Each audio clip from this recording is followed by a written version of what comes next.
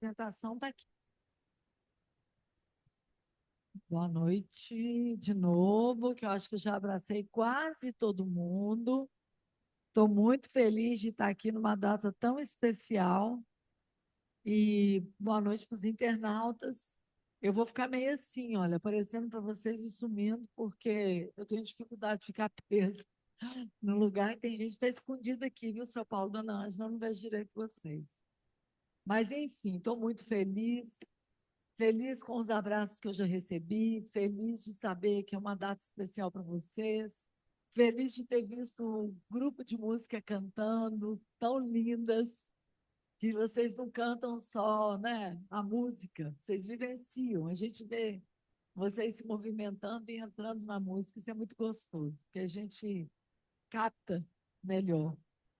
Então, e os internautas aí, um abraço para todos vocês, tá? Afinal de contas, são todos patrimônio dessa casa, né?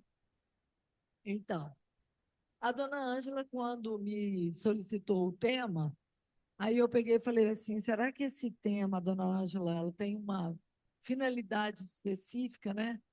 Porque você é, comemorar, né? As pessoas todas reunidas, uma vida de comunhão.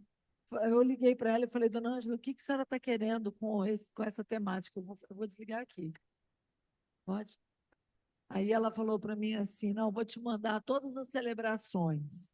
Eu falei: bem, então eu vou tentar ficar mais presa, de fato, na celebração da vida em comunhão, para eu não entrar nas outras temáticas, porque todas são de celebração, porque vocês terão um mês de comemoração do aniversário, né? E eu comecei aqui pegando a foto das meninas aqui no, na última vez que eu estive aqui. Não tá- A última vez que eu estive aqui. Não está passando, não? O que que eu faço? Não, eu quero antes. É aqui, ó. Então, eu peguei as meninas cantando, porque foi a única foto que eu tinha, porque eu queria encher isso aqui da vida de comunhão de vocês, mas eu não tinha. Eu só tinha essa e uma outra. Mas eu quis aproveitar também pela mensagem do dia de hoje, né? Mas antes de a gente verificar, assim, olhando para esse conjunto de pessoas realizando uma atividade dentro de uma casa espírita, isso já traduz muito o que a gente pretende trazer como reflexão aqui neste momento. Eu tenho certeza que para cada uma delas que estão, né, para cada uma que está aqui presente, na cabecinha de cada uma está passando uma coisa. E no coração de cada uma tem uma vibração. Assim como todos nós que estamos aqui, viemos para essa casa nesta noite carregados com as nossas próprias emoções, com os nossos compromissos que ficaram lá na nossa casa, com as nossas responsabilidades, com os nossos pensamentos, e sabemos que se a gente for abrir o tempo aqui para cada um falar de si, todas as narrativas serão distintas. E quando a gente fala de uma vida de comunhão, a gente é exatamente isso, é um conjunto de pessoas que sabem, que estudaram, que têm conhecimentos, mas que têm emoções, que têm sentimentos. E então, essas pessoas, elas estão carregadas desses sentimentos que a gente, às vezes, tenta traduzir, como eu coloquei aqui. A gente não vê vocês mecanicamente cantando, vocês estão vivenciando a música. Mas quando a gente vai falar de convivência, a gente também não pode ser generalista. A gente não pode dizer que o que a gente enxerga aqui é que todas estão felizes, né? Que todas estão carregadas de um sentimento é, para comemorar a data especificamente. Pode ser que dentro dessas pessoas exista alguma ou algumas que estão cheias de preocupações. Embora o rosto esteja transparecendo essa alegria, essa parceria, essa vontade de estar aqui juntas, o fato é que intimamente lá no fundo do coração de cada uma. A gente não pode avaliar, é específico. Cada um sabe o que sente, o que sofre, o que está vivenciando neste exato momento, né? Então, quando a gente vai falar de comunhão, nós estamos comunhando de fato o quê? Aqui, nesse instante, nós estamos falando da celebração, que são exatamente os 39 anos da casa, né?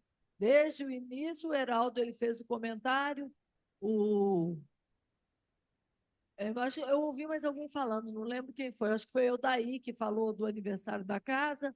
E o fato é que a gente vai comentando, né, aquelas flores lindas que estão lá atrás. Foi a senhora, dona Ângela?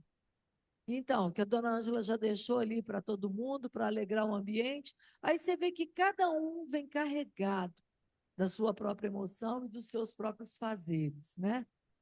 E além dessa questão do dia, de comemoração dos 39 anos, que na realidade foi ontem, nós temos hoje também a data do 8 de março, onde a gente sabe que o dia 8 de março é uma data em que se comemora o Dia Internacional da Mulher, que na realidade uma data que foi reconhecida pela ONU em 1975, mas que na realidade, desde a data de 1917, mulheres reivindicaram as diferenças que haviam de tratamento única e exclusivamente por terem gêneros diferentes. E as mulheres, já naquele momento, elas percebiam que tinham coisas que não precisavam se tratar de maneira diferente. E elas, então, começaram a reivindicar essas questões. E olha, a Organização das Nações Unidas se reconhece em 1975 e ainda hoje, nós já viramos o século, nós temos tantas questões de gênero ainda sendo conversadas no mundo inteiro. Então, nós observamos que a vida em comunhão, ela não é tão simples, porque a cada assunto que a gente vai tratar, existem elementos que são muito específicos. E a gente não consegue entrar nem na mente, nem no coração das pessoas a respeito de todas essas questões que em poucos minutos nós já fizemos o levantamento. Quem dirá na vida semanal de uma instituição como essa daqui? Quantas reuniões existem?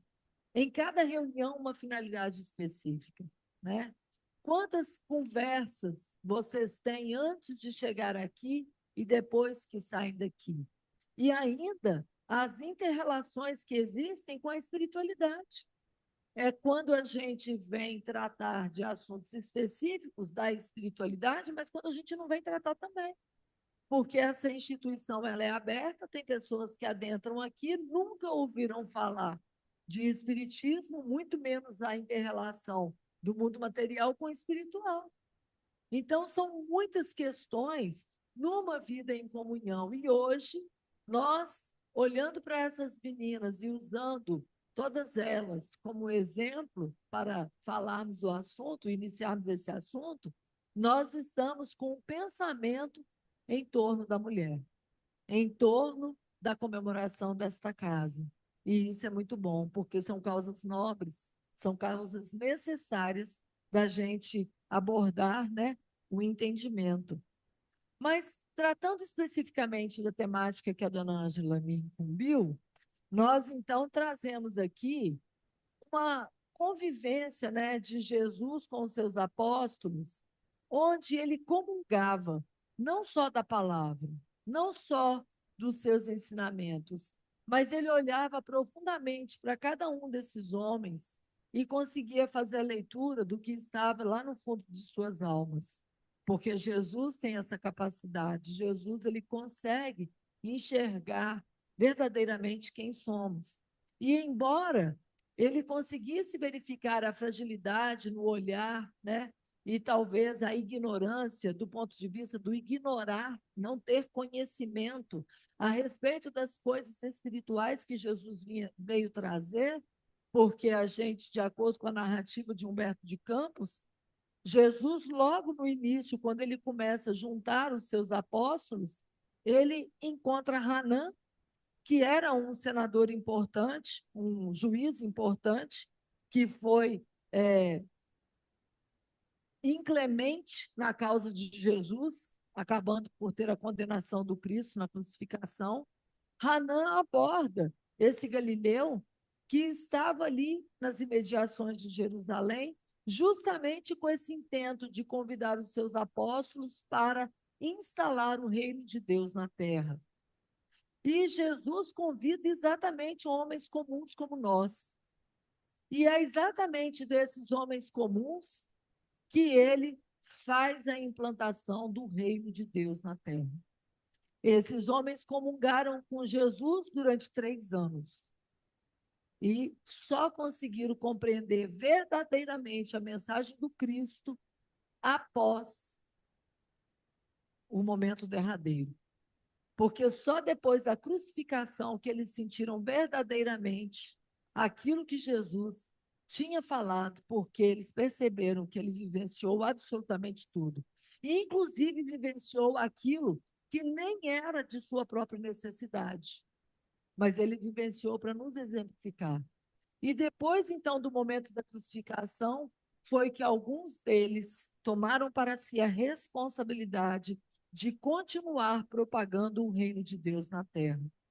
Então, se a gente observar nesse gesto de Jesus comungando aquilo que ele tinha sido o enviado por Deus para realizar no nosso planeta, convidando para compartilhar com ele homens que não tinham a mesma mentalidade, nem mesmo a maturidade espiritual, nós observamos a profundidade do que é comungar.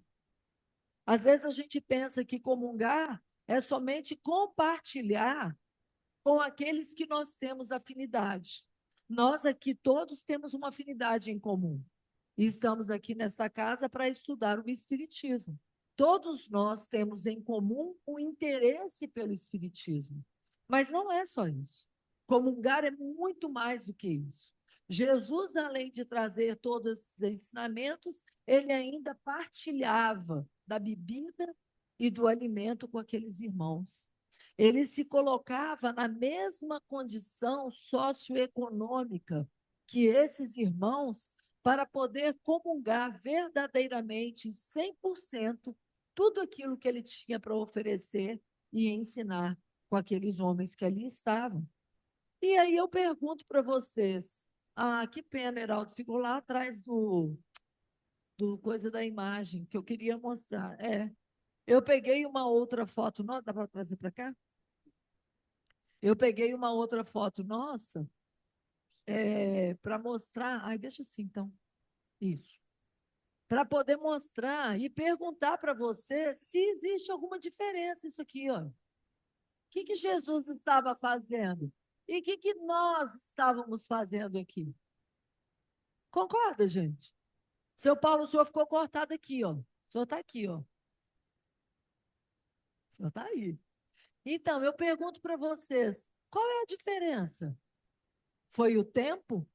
É as características que nós nos apresentamos, né? De uma época, o tempo passou, mas é a mesma coisa. O homem é um ser social. Nós não conseguimos ficar sozinhos. Esse período do Covid trouxe um desespero para muitas pessoas que não sabiam ficar sós e desenvolveram, inclusive, doenças por conta disso. Tem pessoas que gostam de ficar mais reservadas, mas o fato é que o ser humano é o único mamífero que não sobrevive sozinho nos primeiros tempos da sua vida. Ele precisa de um humano para cuidar dele. E, além disso, nós só nos caracterizamos como bípedes porque tiveram outros bípedes que nos ensinaram que a gente deveria se colocar de pé. Por isso que a gente saiu do engatinhar e se tornou bípede. Porque se nós fôssemos criados por animais, como já existem narrativas de antropólogos, sociólogos, estudando tribos que viviam em aldeias, nas florestas, onde as crianças saíam ali do convívio da família e se perdiam na floresta, quando elas são encontradas depois de muitos anos, elas apresentam características dos animais, o comportamento é dos animais. Por quê? Porque a gente precisa de um humano para se espelhar e para ter comportamento como humano. Quando a gente, então, fala da comunhão, nós nos espelhamos em Jesus, que é nosso guia e modelo, e tentamos, nós que somos cristãos, seguir os seus exemplos. E é a partir de Jesus que nós, então, estamos aqui compartilhando, comungando disso tudo. E isso é bom ou não é? Maravilhoso, né? Pois então, aí a gente foi buscar no dicionário a o significado, né, para a gente não falhar para falar da comunhão de uma forma rasa, de uma forma superficial. E aí eu grifei para vocês aquelas definições para elas não se repetirem, independente se está na origem latina ou grega ou se traz um significado teológico. Olha só quantos significados maravilhosos.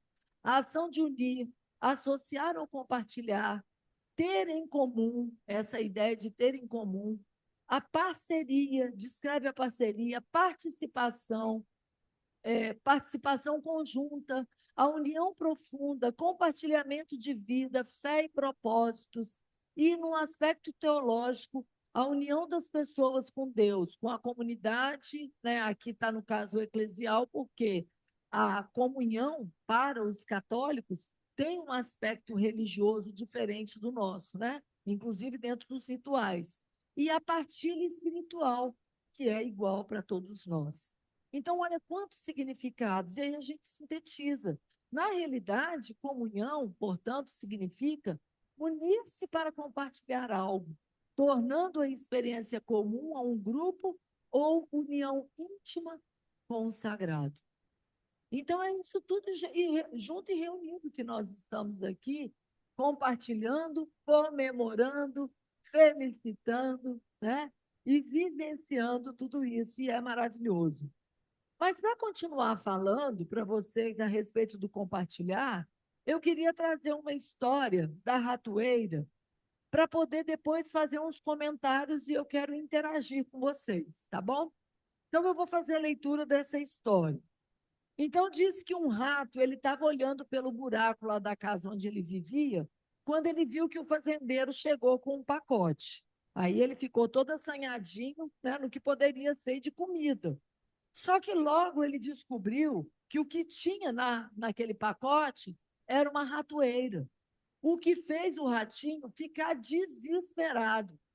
Aí ele sai correndo pela fazenda, que era o lugar que ele morava, advertindo a todos os animais: tem uma ratoeira na casa, uma ratoeira. E aí ele faz aquele estardalhaço para anunciar a chegada da ratoeira. E aí os animais individualmente foram procurados pelo seu rato. Então ele vai primeiro na dona galinha e os seus pintinhos e fala: tem uma ratoeira na casa. E a galinha responde: desculpe-me, senhor rato, eu entendo que isso seja um grande problema para o senhor, mas não me prejudique em nada, não me incomoda. O ratinho ficou feliz com isso? Claro que não. Continua ele aqui fazendo as orações dele a respeito da ratoeira. Aí ele sai do convívio da dona Galinha e vai procurar o seu porco. E aí ele fala a mesma coisa para o seu porco, e o seu porco responde: desculpe-me, senhor rato, mas não há nada que eu possa fazer a não ser rezar. Fique tranquilo que o Senhor será lembrado nas minhas preces. Novamente, o ratinho continua desesperado a respeito do que poderia acontecer com ele e vai até aos Dona Vaca, né? Quando ele chega lá, ele falando da ratoeira, ele diz: o quê, senhor rato? Uma ratoeira? Por acaso estou em perigo? Acho que não. Coitado do ratinho, gente, fica desesperado. Então ele volta para casa, cabisbaixo, todo chateado, para poder encarar a tal da ratoeira que estava lá na expectativa dele. E aí o que, que acontece? O ratinho vai para a casa dele, entra para a casinha dele, e naquela noite ouve-se o disparo da ratoeira. A esposa do fazendeiro levanta para poder ver o que, que era. Como estava tudo escuro, ela não viu. A ratoeira, então, pegou a cauda de uma cobra venenosa. O que, que essa cobra fez? Picou a mulher do fazendeiro. E aí o fazendeiro, mais que rapidamente, leva a mulher para o hospital e ela volta do hospital febril. Nada melhor para tratar uma febrezinha do que uma canja de galinha. O que o seu fazendeiro fez? Ele pegou o seu cutelo e foi preparar o ingrediente principal. E aí, então, faz uma canja de galinha para poder cuidar da esposa. Ocorre que o tempo passou, a febre permaneceu e ela não melhorava. E aí, então, para alimentar aquele povo, os parentes que começavam a vir para visitar a esposa do fazendeiro, ele precisa matar o porco para poder sustentar aquela turma toda. E aí o tempo passa, ela não melhora mesmo e chega a desencarnar. E aí, para poder sustentar aquele povaréu que vai para o funeral, ele manda matar o boi. E aí a moral da história. Qual é a moral da história? O problema de um é problema de todos quando nós convivemos em comunhão. Então, aquilo que a gente considerava que não era problema do rato, o que aconteceu no andar da história? Aí a gente traz essa realidade para a nossa vida de comunhão, na nossa casa espírita. Às vezes, não é todos os dias que a gente acorda cantarolando, né? Igual a Sandra acordou na quarta-feira cantando aí sem parar. Não é todo dia, né, Sandra? E pode ser que nesse dia a gente tenha uma atividade na casa espírita e a gente vem para a casa espírita cabisbaixo. Quando chega aqui, a gente não trata as pessoas do mesmo jeito. E aí, quando a gente não trata as pessoas do mesmo jeito, pode ser que as pessoas interpretem a gente dizendo: nossa, Cristina hoje está mal educada, passou por mim e nem cumprimentou. E, na realidade, pode ser que naquele dia a gente não está muito bem e o que a gente está precisando é de um carinho e de um abraço. A gente não pode fazer julgamentos, justamente por causa daquela colocação que a gente fez no início. Nós não sabemos o que se passa na mente, no coração das pessoas. O fato é que o problema de um sempre será o problema de todos nós, se verdadeiramente nós vivemos uma vida de comunhão. E aí, aquele amigo que chegou cabisbaixo na casa, o que a gente vai fazer? Fulano, você não está com o mesmo sorriso. Vem cá, deixa eu te dar um abraço. E se ainda assim a pessoa não quer abraço, a gente vai respeitar. Tá bom, tudo bem, mas eu estou aqui. Se você precisar de mim, estou disposta a conversar, né? Então, existem maneiras da gente tratar essas situações e demonstrar verdadeiramente que a gente se preocupa. Então, nós trouxemos uma reflexão que está aqui nesse livro, A Convivência na Casa Espírita, onde o autor ele traz considerações baseadas nas falas de Kardec, quando ele vivia na Sociedade Parisiense de Estudos Espíritas. É um livro bastante interessante. E ele diz assim, que a Casa Espírita ela cumpre a sua missão educativa, né, dentro da doutrina, quando os participantes assumem conscientemente o processo de autoconhecimento e vivência da ética do homem de bem. Meus irmãos, vocês concordam que nós sabemos muito mais intelectualmente do que propriamente praticamos tudo aquilo que nós aprendemos? Todos nós. Mas por causa disso, porque a gente não consegue vivenciar de fato 100% isso daqui, a gente vai deixar de ter uma vida em comunhão? Foi dito que a gente precisa ser perfeito para ter uma vida de comunhão? Não. Mas todos nós entendemos o que é o sagrado.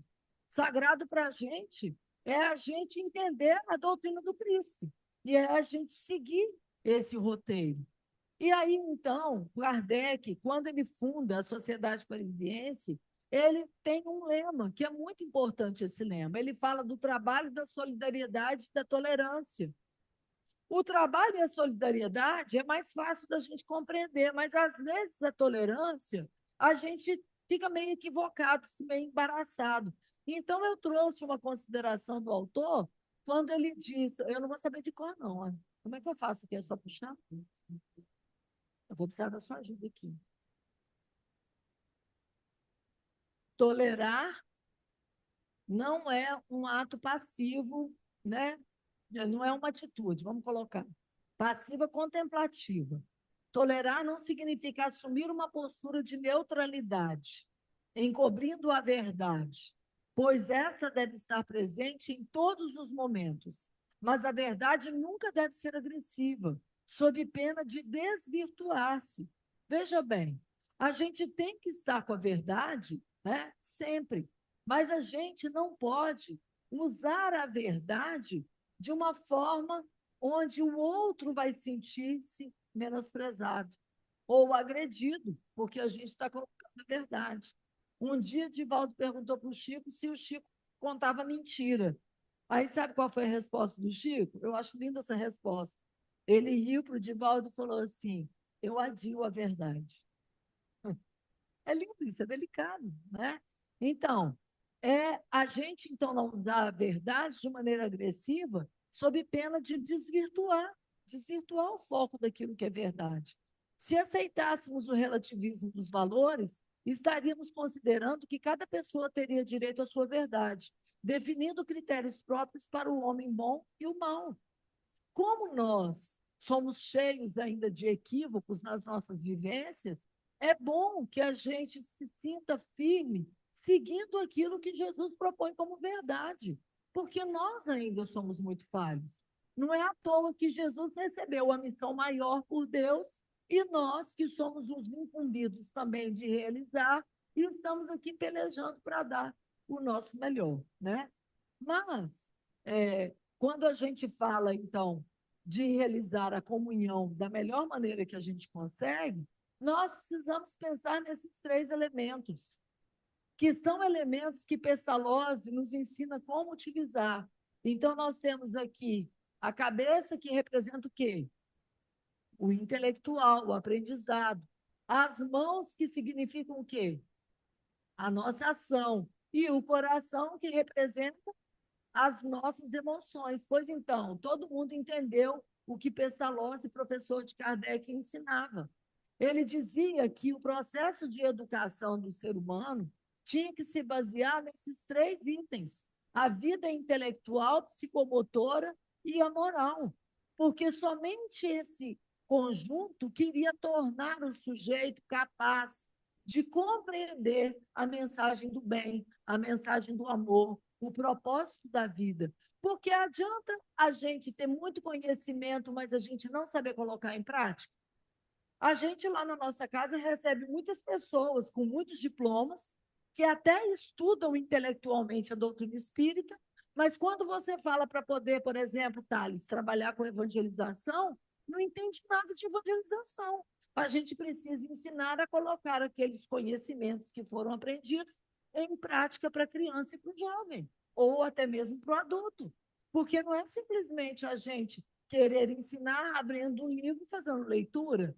Existem métodos para alcançar o entendimento melhor das pessoas. E dessa forma, então, nós precisamos desse conjunto para desenvolver de fato as nossas capacidades e, na vida em comunhão, nós nos tornarmos mais agradáveis uns para os outros e, portanto, tornando a nossa vida mais feliz. Porque a gente só consegue ser feliz se a gente tem a validação de um grupo, se a gente tem a validação das pessoas. Não existe uma pessoa que fica cantarolando sem parar, com as outras pessoas olhando para a cara dela com cara de aborrecido, não é verdade? Isso é impossível de acontecer. Então, nós queremos colocar que existem alguns aspectos importantíssimos para a vida de comunhão, e eu vou passar rápido, porque eu só tenho 3 minutos, que é a experiência da conexão, ou seja, a gente precisa aprofundar as relações humanas, a gente tem que fortalecer os vínculos. Como é que a gente fortalece os vínculos? Fazendo isso que vocês estão fazendo aqui, a celebração de momentos que são importantes, a celebração da vida, a celebração do amor, a celebração da amizade, né? Isso tudo é muito importante. A gratidão e a alegria, é a gente valorizar as pequenas realizações, assim como também as grandes realizações. É a gratidão a respeito dos problemas que acontecem nas nossas vidas. É a forma de gratidão mais profunda, conforme Joana de Ângeles, porque a gente agradece os momentos bons, a gente pode agradecer pelo mal que não nos pega, que não chega até nós, que não nos atinge, mas a gente também precisa agradecer o mal que nos atinge, porque a gente sabe que a gente avança muito mais rapidamente, a gente amadurece a respeito de questões que a gente não tinha entendimento quando a gente sofre, quando a gente vivencia a dor. Então, a dor também é importante. Outra questão importante é o sentido espiritual, que é o compartilhamento daqui da fé, como é o que a gente está fazendo. E a gente também receber o apoio, que é a questão que eu falei para vocês, da validação, né? Cada momento é muito importante.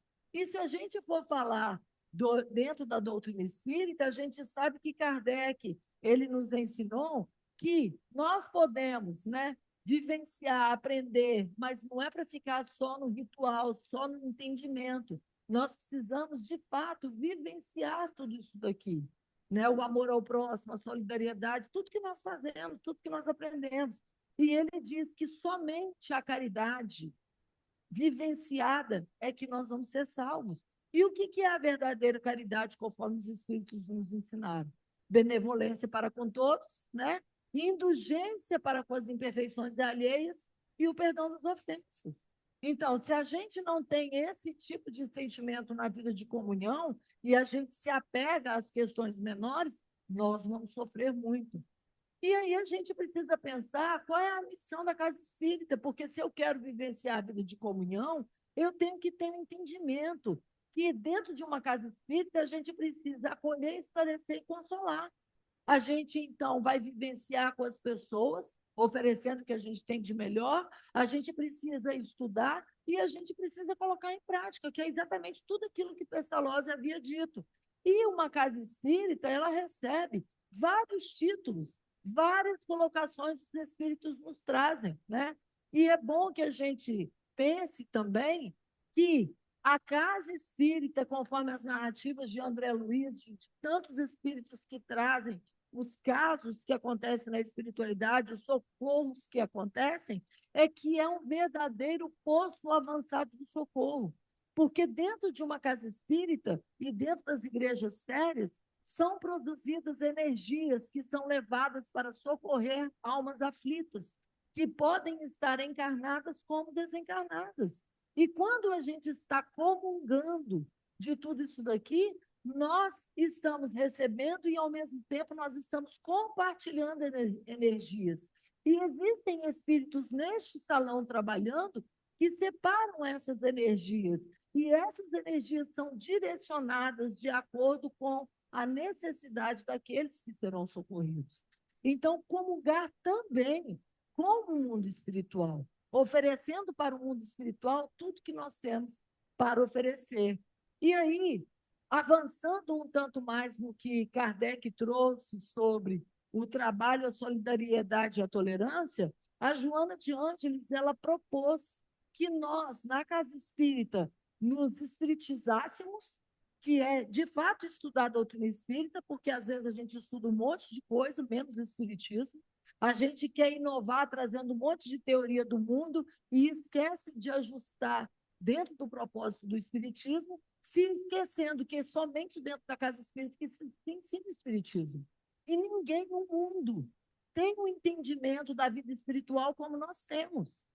Para os grandes intelectuais e as pessoas que falam que conseguem viver bem no mundo, mas que são materialistas ou são agnósticos, basta um ente querido desencarnar para essa pessoa se ver sem chão.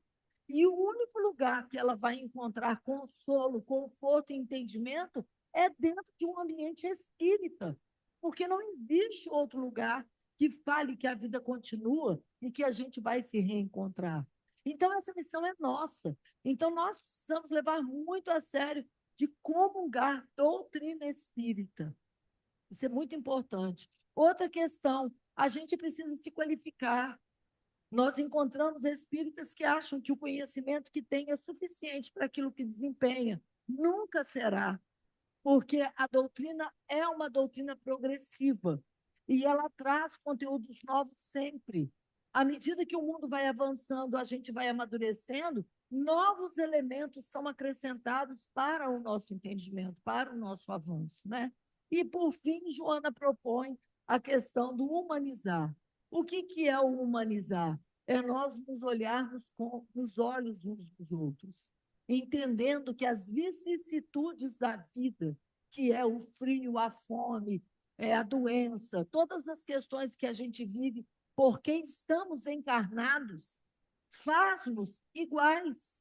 Se nós olharmos o capítulo Sede Perfeito, se não me engano, é o capítulo 17 do Evangelho segundo o Espiritismo, tem um item lá chamado o dever, que o espírito de Lázaro diz que as aflições do mundo elas são semelhantes.